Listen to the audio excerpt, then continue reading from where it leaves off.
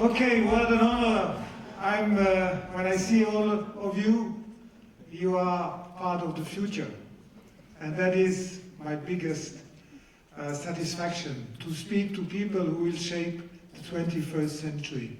The 21st century has not yet started, because all the people who are shaping it are coming from the 20th. And they just went from the 20th century into the 21st with the same concepts, with the same philosophy, with the same political attitudes, with the same finance scandals, and with the same ecology, unrespect of nature, cutting woods, killing birds, and so on. So the 21st century will start in 2035, when the millennials will start to shape the century. And the millennials, they don't have absolutely not the same mentality as we had. We have destroyed planet. We, when I say we, I'm born in 1949, after a war. But we had 2 world wars in Europe, and then we have just destroyed, with no respect, just as if everything would be possible forever. And now a new generation is coming, and this new generation is like if God would have asked them to come to save planet. And that gives me hope. And that gives me also regrets, because in 2035 I will be dead. So I will not see it.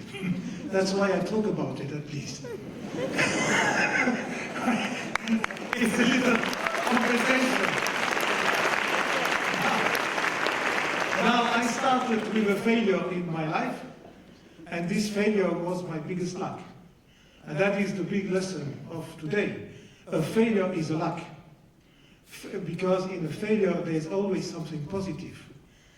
The strength of a failure is negative. But like in the Asian fighting art, you can take it and put it in the other way. So in a failure, there is always an opportunity. And my failure was at school. I hated to work. I was a bad student. And at a certain moment, I was 3 years behind. And so my parents, they kicked me out. So I went to a hippie community. You see how, from a failure, I had a wonderful opportunity.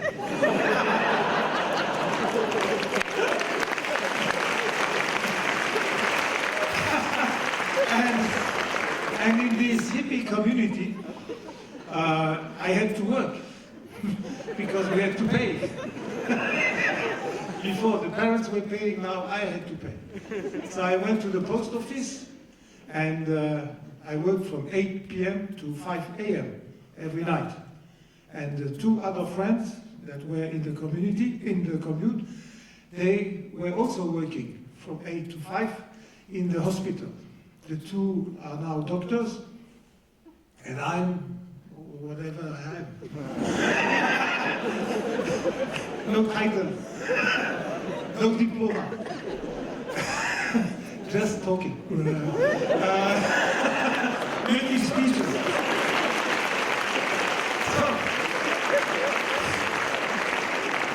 And we had also 3 girlfriends. They were working during the day.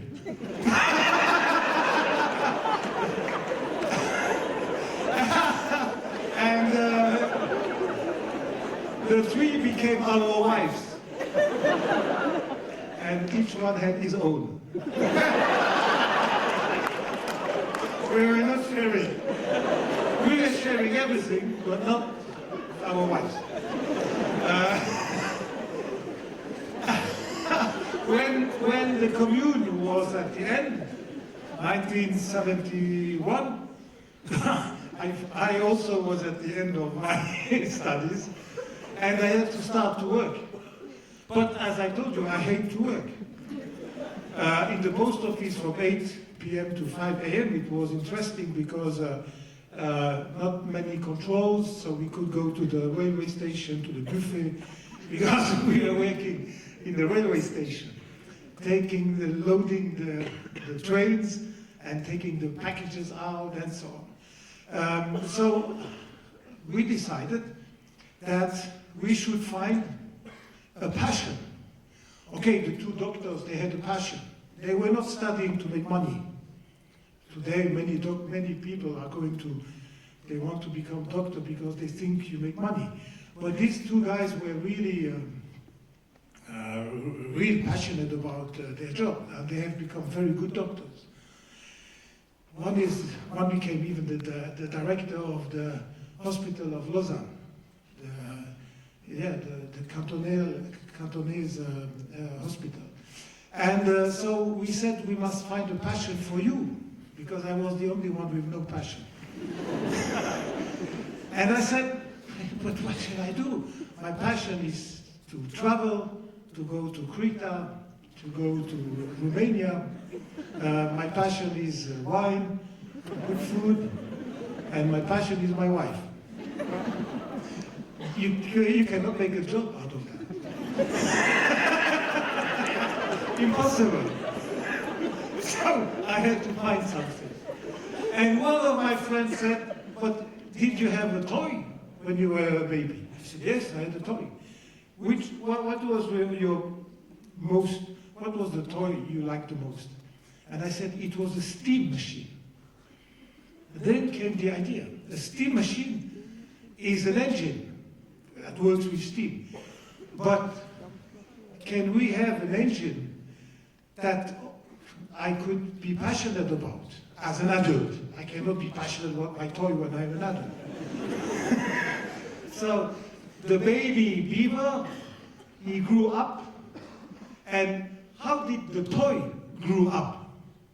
And here we found an incredible idea. The steam machine, when it grew up, became a watch. So my passion is watches now. I will be passionate about watches. That's it.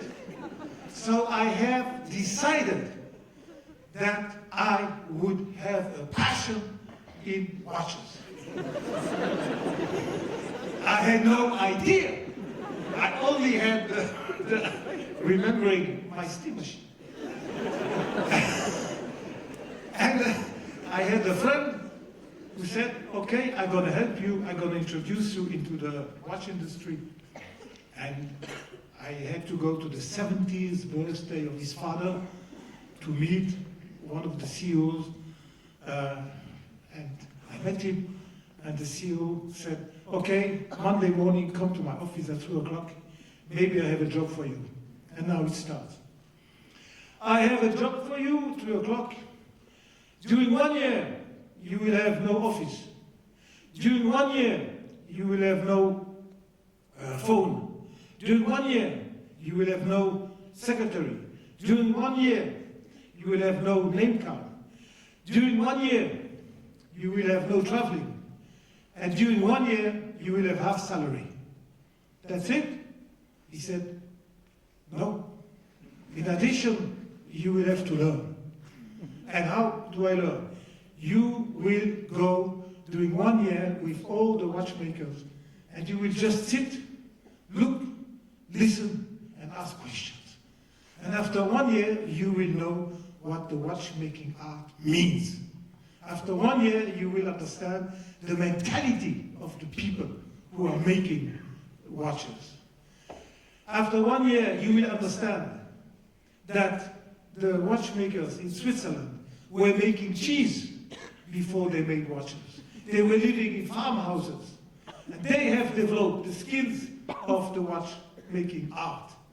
The farmers who were making cheese. So during 1 year, what I had decided that would become my passion really became my passion, because I went very deep. And the first trip I did, after 1 year, I had the permission to go to Germany to sell watches. I left with no watches to go and sell watches. And when I arrived in the shop, first shop in Essen, Essen was a very big center of the industry of Germany, the jeweler said to me, "You have no watches?" I said, "No, but why did you come here? I said, I came to you to sell you watches. But how can I buy watches if you don't show me watches? And I said, I will show you watches next time. Today, I'm going to explain you why you should buy them. And I'm going to explain you the history of the watchmaking art. And I did it. And he was the boss of the Federation of the German jewelers. And as soon as I had left, he was calling his friends and said, there's a lunatic coming. And the guy is completely crazy. He talks about the art. He doesn't sell. And I immediately had the attention. And in those days, I noticed that if you are first different and unique, people get attention to you. If you are like everybody, then you are like a dead fish. The dead fish in the river swims with the current, in the direction of the current, in the speed of the current. And the dead fish stinkt vom Kopf. So it's the last thing, this is Confucius who said that. It's the last thing I wanted to be. And from that day on, everything has changed because I had found, number one, a passion.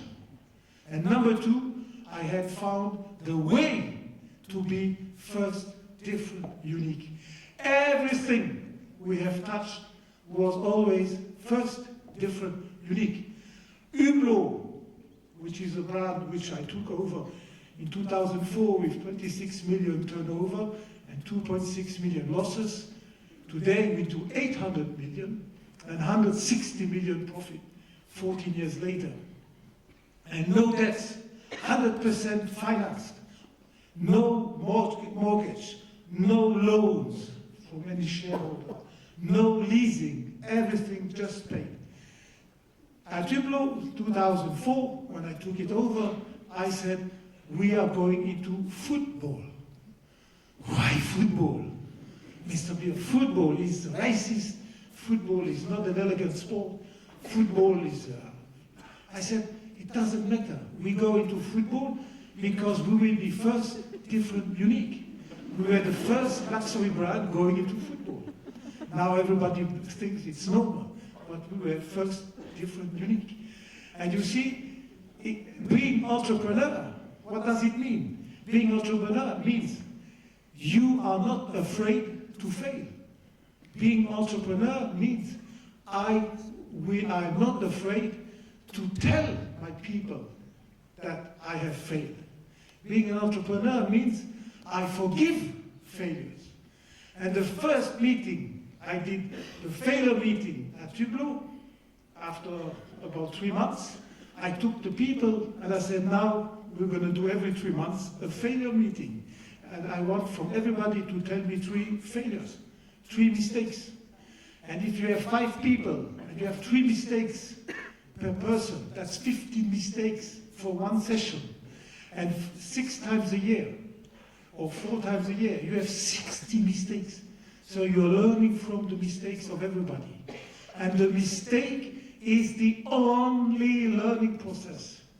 Whoever doesn't do mistakes sleeps, because when he sleeps, he cannot do mistakes.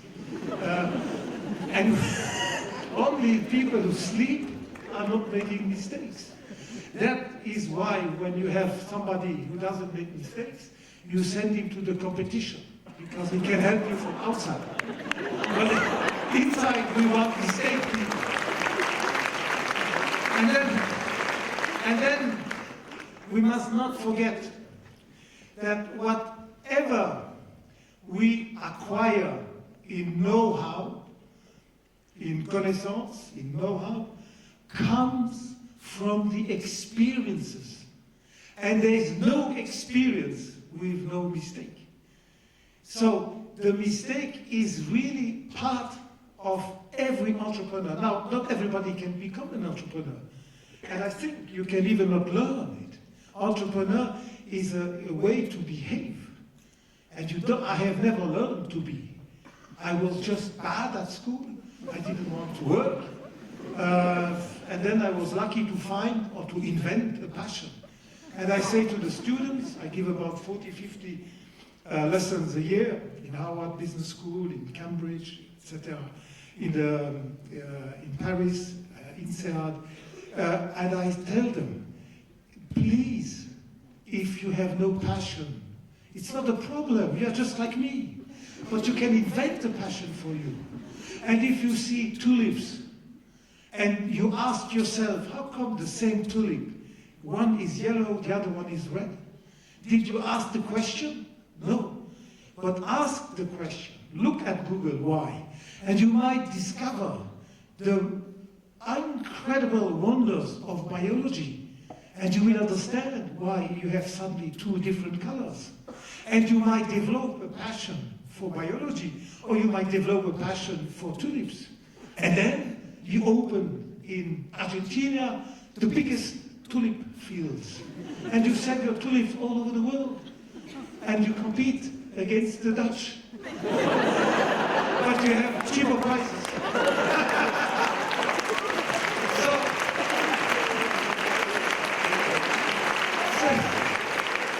So you see, everything is possible.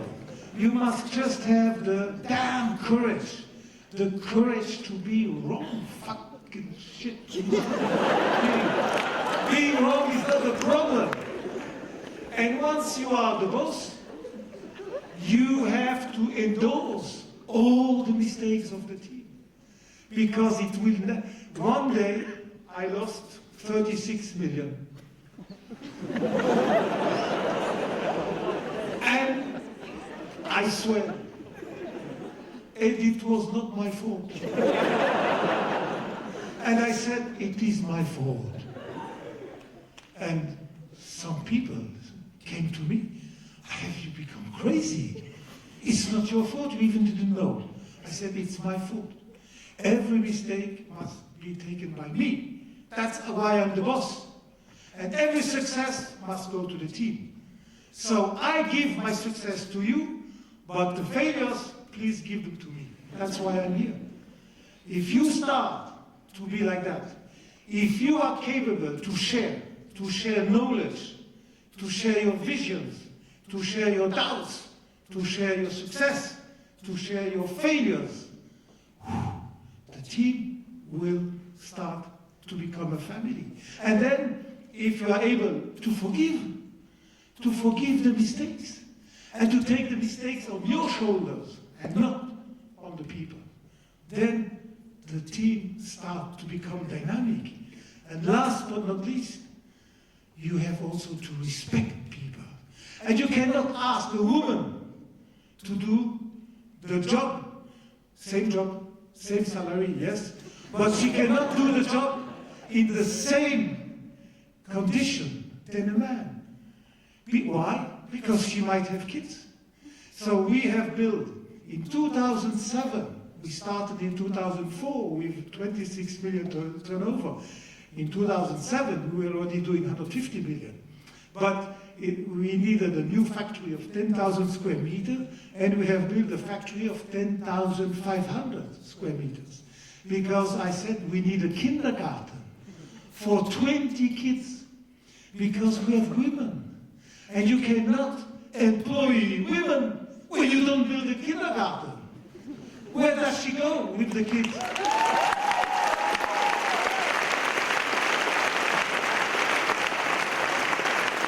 You see, that is what I mean by respect. So if you are capable one day to find your own passion, invent your passion, I beg you, find it. You're going to find it for sure. You just have to be curious. You just have to study. And you have to say to yourself, I'm going to find it. I'm going to find a passion. And then, the day you have a passion, you don't work anymore. Passionate people have no job. They have passion, but not a job.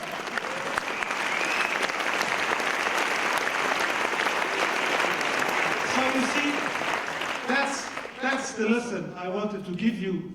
It's not what I wanted to tell you in the beginning. I had another discourse, another speech.